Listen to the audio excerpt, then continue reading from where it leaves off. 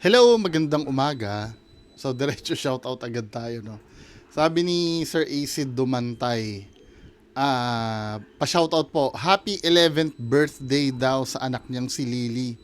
Si Lily Claire. Hello, Lily Claire. Happy birthday. July 8 ngayon. Happy birthday, Lily Claire. Happy 11th birthday. From your, papa, si Sir Acid Dumantay. Sino pa ba? Mhm. Wala na bang magpapabati? Buti naman. Ay, ito pa, si Sir Inoue Clyde. Sabi ni Sir Inoue Clyde, Boss, pag-greet naman ng advance 53 years of wedding anniversary sa maganda kong nanay at pogi kong tatay na sina Nanay Alicia Valiente at Sir Sigfred Valiente. Hello, happy... Tagal 53 years? Anong sikreto? Siguro good boy si tatay, no? Kaya tumagal ng ganyan. Mhm. Sino pa ba? Wala na? Ah, okay na. So, proceed tayo, no? So, last time, na-content natin yung, yung si Auntie Claire. Sorry, napa-Auntie Claire na rin ako. Si Attorney Claire Castro. Kasi daw binastos sila nung mga yung mga nagrarally doon. Yung humingi siya ng tulong sa sa mga pulis doon, 'di ba? So ito nabasa ko, no. Sa Abante to. Nung una akala ko fake news ito kasi may mga pro BBM na vlogger kasi pag vlogger kasi hindi naman sa medyo wala akong tiwala. Siyempre, 'di ba? Sometimes narinig din lang naman nila yung sasabihin nila. Kahit nga ako na biktima niya recently nga, na biktima din ako niyan yung sa pare, yung konteksto nung pagsasaboy ng asin ng pare, 'di ba? Kaya pagkagaling sa vlogger medyo hindi ko pinapansin. Pero ito galing sa Abante na to. At ito nga, totoo pala talaga na pagpapadeport sa ng bastos kay Claire Castro sa Canada ipanubaya sa DFA. So, ayon dito sa news, no,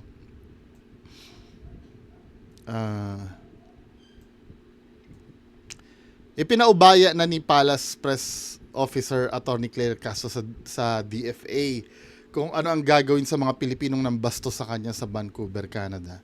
Kasunod ito ng ulat na posibleng mapadeport ang mga ito matapos mag-viral sa social media ang ginawang paninigaw at pagmumura kay Castro sa isang pampublikong lugar. Sinabi ni Castro na bahala na si Secretary Maria Teresa Lazaro kung gagawa ng hakbang. Hindi pa pala sure, no?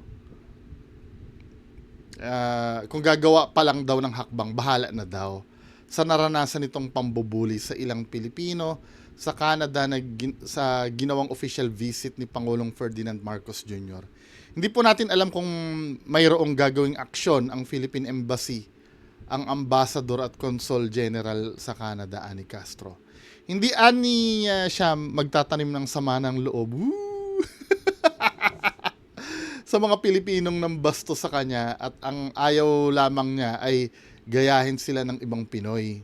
Sinabi ni Castro na ang nambasto sa kanya at ang nagpapakalat ng video sa social media dahil nalaman na lamang nito ang viral pagdating sa aktibidad ng Pangulo sa Filipino community. Sa katunayan, ani Castro hindi nito pinaalam kay PCO Secretary Dave Gomez ang ginawa sa kanya dahil ayaw nitong palakihin. Pero tila anya planado ang ginawa sa kanya at nakita ng mga Pilipino sa buong mundo ang hindi magandang asal ng ilang Pilipino.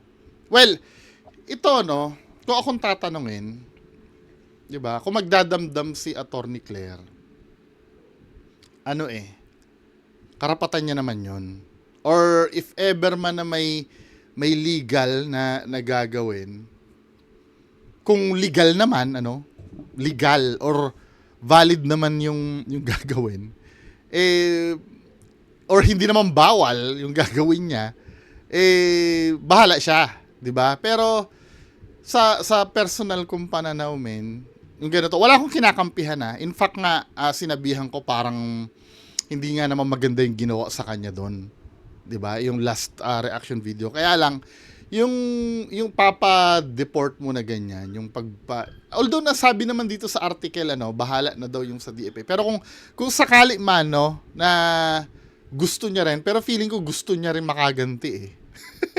Kasi kung wala siyang pagnanais na dapat hindi niya na sinasanagot to, sasabihin niya na lang, bahala na sila doon, 'di ba? Or ang sasabihin niya lang, wag na natin pag-usapan yan, ayoko nang palakin. Pero binigyan niya ng ng parang siguro parang babala or pinamuka na pwedeng may mangyaring consequence yung ginawa. Sa akin lang naman kung akong tatanungin, napakaiyakin moves naman nun. Although na kung meron namang legal na gagawin at valid naman, napakaiyaking moves naman nun. Sa akin lang na ipapa-deport mo yung mga yan. Kasi, di ba, marami nang nasa posisyon, na bagamat hindi ako, isa din ako sa agree na hindi naman tama yung nagmumura, or yung pagsabi sa kanya na pangit. 'Di ba? Pero kung ikaw ang nakakaintindi, 'di ba? Galing yung sa frustrations ng tao eh. Kung mali man yung paniniwala nila, na kayo yung sanhi ng problema, administrasyon, hindi ba pwedeng itala nyo sa utak nyo or isipin nyo na yung mga taong yun ang worth saving?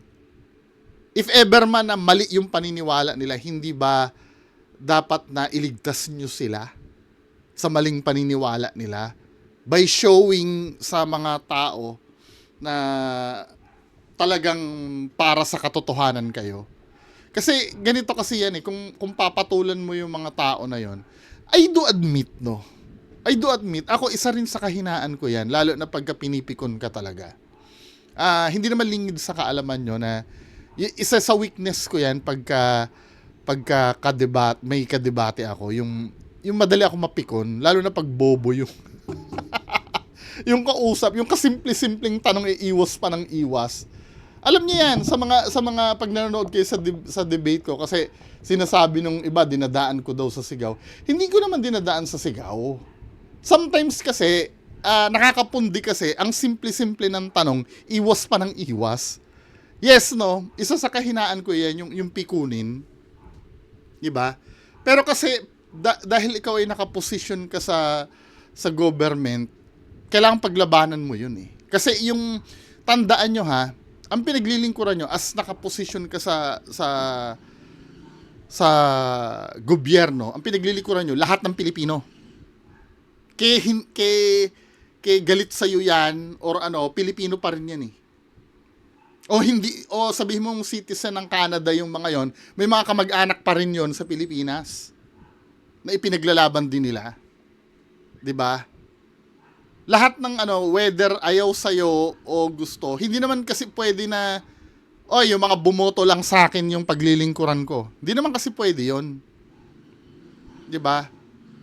Konting or dapat may pasensya ka talaga pagdating sa ganyan, kasi kahit pa ikaw ay minumura niyan, pa rin niya parang pinaglalaban mo pa rin yung karapatan niya as a government official. Well, iba na siguro pagka halimbawa sinaksak ka doon. Iba na 'yon. 'Di ba? Pero yung pagsasalitaan ka, okay lang naman siguro 'yon. 'Di ba? Well, opinion ko 'yun Maliban na lang, halimbawa ganito, ano, kung yung mga pinagsisisigaw sa'yo doon ay wala ng, as in, wala nang kinalaman yung porket, halimbawa, nagpo-protesta sila, nakita sinisigaw, hoy, ikaw, malandi ka, kumakabit ka sa ibang lalaki. Halimbawa, kung mga ganong bagay, kadima-demanda talaga yun. Kasi wala na yun doon sa pinaglalaban eh. Para bang, ano ngayon kung kumabit ako? Di ba, masisira ba ang kinabukasan nyo? Pero yung kung regarding sa trabaho nyo, no, nagagalit yung ano, yung mga tao. Dahil syempre, kayo, ang boss nyo naman talaga mga tao. Kahit sa, ako, pag nagtatrabaho ako dyan, ano, yung mga hindi pa nakakapagtrabaho dyan, yung mga fresh graduate, sa real world, lalo na sa corporate, madalas magmura ang boss. Baka mamaya makulture siya kayo na sa school bini-baby kayo, hindi kayo pinagsasalitaan. Pero sa real world, nagmumura talaga ang mga boss. Di ba? Pagka halimbawa hindi mo mahit yung quota mo or ano, parang ganun din ano, nagtatrabaho kayo. May mga boss din kasi kayo pag hindi na satisfied dun sa ginagawa mo or sa anumang dahilan. O katulad ng sinasabi ko kanina, baka nagkaroon lang sila ng maling paniniwala, no? Ito sa point of view lang naman ito ni ni Attorney Claire. Saksak na lang sa isip na hindi, itong mga taon to siguro hindi lang nila alam yung ginagawa nila. Tama din yung comment yung may nagko-comment sa akin eh. Kasi ito si Attorney Claire naman kasi sometimes, no, pagka siya ay binibira, laging naka side swipe agad sa Duterte. Although naiintindihan ko kasi puro mga supporter ni Duterte ang tumitira dito pero hindi ba pwedeng may mag-criticize sa inyo kahit pa sabihin mong pro Duterte dahil nakukulangan sa trabaho nyo? 'Di ba? Hindi naman siguro lahat ng galit sa inyo pro Duterte. I'm so sure may mga tao din na hindi satisfied sa performance nyo. 'Di ba? Yun na agad Duterte na agad ang babanatan Anyway, sa akin no, kung may magde-deport na ganyan, parang ano naman ito, iyakin moves ito. Yung mga ganyan hindi nararapat sa public na pwesto yan. Kasi hindi nila kayang i-handle ang init ng galit ng tao pag hindi satisfied sa performance. Kasi normal sa politics yan Kahit pa sabihin mo na nakaalyado ng kabila yan, lahat naman ng politiko merong kaaway na nakabilang panig 'Di ba nung araw, 'di ba nung may Uniteam ang kaaway niyo mga Pinklawan, 'di ba? Sorry baka akala niyo or sa mga Pinklawan naman sa mga sa kabila kaaway niyo mga DDS naman. 'Di ba? Or yung mga pulahan, yung dati. Hindi naman kasi nawawala 'yan. Kaya yung mga ganitong bagay hindi lang talaga siguro siya sanay. No? Sa ganyan. Every time na lang na gaganti ka, ganun ba 'yon? 'Di ba? Anyway, so sabi ng mga nagko-comment dito, what if lahat sila dual citizen? Oo nga, no? Hindi pwede ba, yun? Pwede bang, paano pag citizen na doon? Or dual citizen nga? Ang iniisip niya ba, as in, siguro mga OFW yun doon? Ganun ba siguro iniisip ni, Anong, kamusta yung nyo dun sa, wait lang saglit lang tayo dun sa nangyaring, trial kahapon, 'di ba? Meron lang akong gustong i-pinpoint doon. Isa din ako sa sa na-stress din doon sa yung ipi-play yung video, no? Tingnan nga natin yung doon. Kasi ako nakita ko naman yung punto ng bawat isa, no? sabi nung sa prosecution, yung portion lang daw ng video yung ito. Pakinggan natin to ha. Yung portion lang daw ng video i-play. Ang sabi nung iba, ano na. Sa impeachment trial ni Vice President Sara Duterte ngayong araw, inalmahan ng depensa ang paraan ng pagtatanong ng prosekusyon sa iniharap nitong witness mula sa NBI. Sorry sa mga DDS ha. Kasi nakikita ko dito, nung nanonood daw kahapon, parang nagre-rely na lang sila sa technicalities eh. Yung katulad, although na alam ko, naiintindihan ko na kailangan talaga no yung certified true copy, etc. Pero parang nakikita ko sa na lang sila nagre-rely sa technicalities eh. Tinanong pa ng depensa, may sinusunod daw ba itong script? Bagay na pinalaga ng prosekusyon. Mula sa Senado, nakatutok live si Marie Zumali. Marie! Emil, ramdam ang tensyon sa pagitan ng prosekusyon at ng depensa habang kinekwestiyon ang unang isinalang na testigo sa Day 2 na impeachment trial ni Vice President Sara Duterte ngayong hapon. Umigting ang tensyon sa impeachment trial nang sa gitna ng testimonya ni NBI Agent John Mark Calilo. Ito, din to eh. Gusto ko rin to eh. Siya eh, kahit na sabihin mo na, kahit kinakantsawan siya, sabagay, hindi niya naman nababasa yung yung mga comments. Kahit kinakantsawan ito or sila yung nasa defense, believe ako sa confidence nito eh. Nagtaka si Defense Counsel Attorney Carlo Joaquin Narvasa kung paano raw nito na-identify ang dokumentong ipinresentang ebidensya gayong wala naman itong hawak na kopya. We have the copy of the document. How can he be identifying the document when he does not have that copy? Are you following a script? Agad naman pumalag ang counsel para sa panel of prosecutors na si Attorney Amando Ligutan.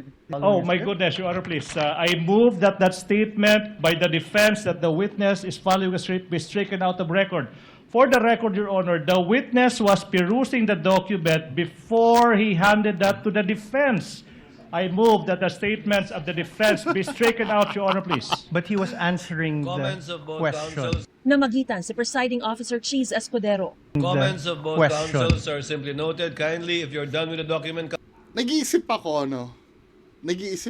men. Alam ni Escudero yung niya, yung trabaho niya diyan.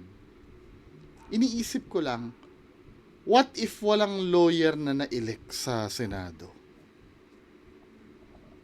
Ang mga na-elect sila Lito Lapid, Robin Padilla, Willie Rebillame, Philip Salvador, sino pa ba?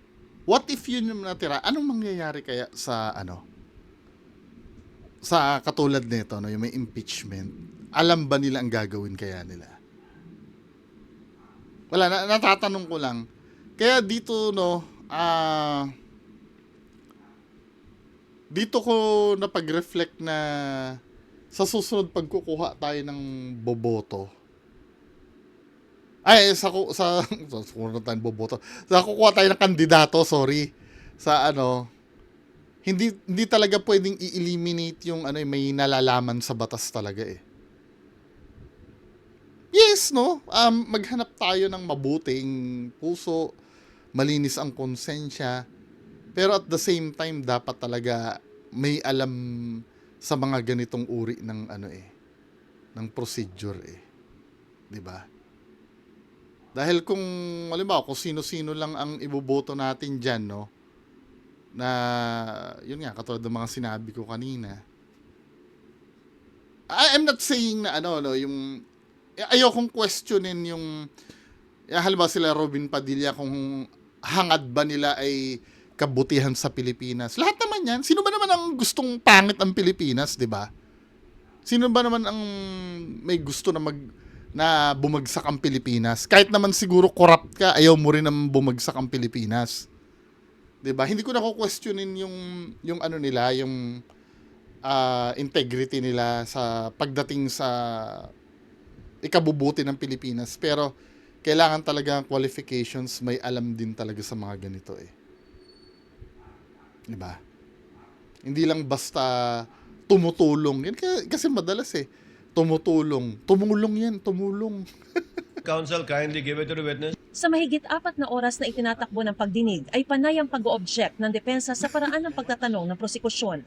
You said that your office conducted an investigation on the Normal naman yon yung mag-object. Diba? Normal naman yun. statement made by the Vice President dated November 23, 2024, correct? Objection, Your Honor. Leading. Your Honor. Your Honor, he's not on direct. He's, Overruled. Witness may answer.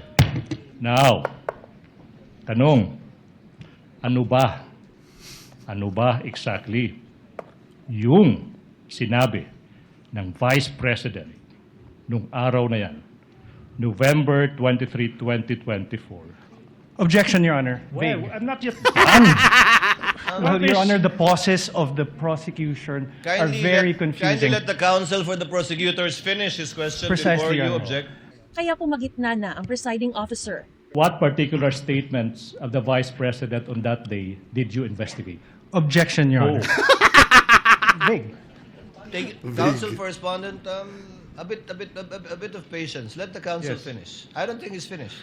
Pero hindi lang sa mga abogado tila nagkatensyon dahil maging ang mga senator judge ay nagkapasaringan na nag-ugat sa tanong ni Senator Judge Risa Ontiveros sa testigo at prosekusyon. Counsel, none of these statements are proof that the Vice President actually contracted an assassin or hired one. Why are these acts impeachable? Bagay na pinalaga ni Senator Judge Pia Cayetano. I don't think this is fair, Mr. President. Admonish us. Call us out if yung question natin is also not proper at the Iiyak proper na naman time. si ano. I don't want to see this happen again. Chair would like to remind my colleagues, the question posed by Senator Judge Risa pertains to the final question of this entire impeachment proceedings already. Reminded our colleagues with respect to similar questions to be asked in the future. First, I will submit to any ruling or statement of the presiding officer. But for clarity, Mr. Presiding Officer, my question po had to do with how the evidence is material to the allegations in the articles of impeachment. I wanted to appreciate the evidence before me in light of the articles of impeachment. Okay. Ano na yan eh. Gusto kong talakayin yung regarding doon sa pag-play ng video. No? Saan ba yung part na yon? Ito. Nagtatalo kasi sila dito kanina kung ipi-play ba ng buo yung video or hindi. Panoorin natin to. Mel, Vicky, Emil, naging mainit nga po ang pagdedebate ng prosecution at depensa sa ikalawang araw po ng impeachment trial ni Vice President Sara Duterte at may kaugnayan po ito doon sa video na ayon sa prosecution ay pagbabanta ng bise sa buhay ni Pangulong Bongbong Marcos.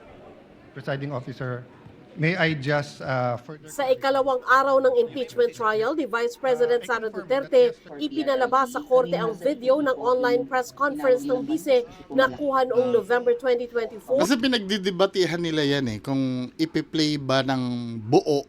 Yung 2 hours kasi yun eh. Or yung 2 minutes na portion lang. Nagigets ko yung point ni Senator Alan Peter Cayetano na kasi siyempre, i-contest ng kabila yon na i-play yung buong video. Baka mamaya, ma-taken out of context yung sinabi. May mga nangyayari talagang ganon. Na for example, pinutol yung video, no? Pinutol yung video, then, pag yun ang pinlay mo, may ibang kahulugan eh. So, since sabi ni Alan Peter Cayetano, baka mamaya, questionin din ng defense na i-play ang buong video. Might as well i-play na natin ang buo yung video. Kaya lang 2 hours 'yon. Para malaman daw yung konteksto. Pero nung ipinlay yung video, men, tinan mo ha, Or nang umano'y pagbabanta niya kay Pangulong Bongbong Marcos. Kasi may kinausap na ako na tao. Sinabi ko sa kanya, kapag pinatay ako, patayin mo si BBM, si Lisa Araneta, at si Martin Romualdez. No joke. ako for me, No joke. Nagbilin na ako, ma'am. buo na yung context dito eh. Kahit ito lang yung panoorin mo eh. The fact na sinabi niya na no joke, no joke. wala nang ibabawi yun eh. Kung ako lang yung tatanungin 'di ba? Kasi ang maaring maging diyan, maaring konteksto diyan. Baka mamaya nagbibiruan lang sila doon, kaya niya nasabi 'yon. 'Di ba? Or halimbawa na misunderstood lang yung meaning nung nung pahayag niya. Nung pinanood yung video, buo na yung context eh. 'Di ba? Pero ang tanong ko dito, at gusto ko mag-comment kayo dyan sa baba, no? The way siya magsalita kasi, consider ba na pagbabanta yun? Niya kay Pangulong Bongbong Marcos. Kasi may kinausap na ako na tao. Sinabi ko sa kanya, kapag pinatay ako, patayin mo si BBM, si Lisa Araneta, at si Martin Romualdez. No joke. No joke. Nagbilin na ako, ma'am. Pag namatay ako, sabi ko, huwag ka tumigil hanggang hindi mo mapatay sila. And then he said yes. Ang video Sa akin naman, ang tanong ko, yun ay, may kondisyon kung mamatay ako. Diba? Pero kung hindi naman ako mamamatay, hindi naman, considered ba as pagbabanta yun? And tanong ko lang siguro, kinukonsidera nila kasi naging ebidensya no? Pero sariling pananaw nyo, naku-curious lang ako. Kasi may kondisyon eh. Kung hindi naman mangyayari yun, hindi naman gagawin. 'Di ba? Paki-comment na lang sa baba, no? Para next content babasahin ko. Yun lang naman. So, kung ano din yung tingin nyo dito, gusto ko rin mabasa dyan sa baba. So, mamaya na lang tayo ulit magkita. Mamaya 2:00, no? Sa ibang content. Magandang umaga sa inyo lahat. Bye-bye.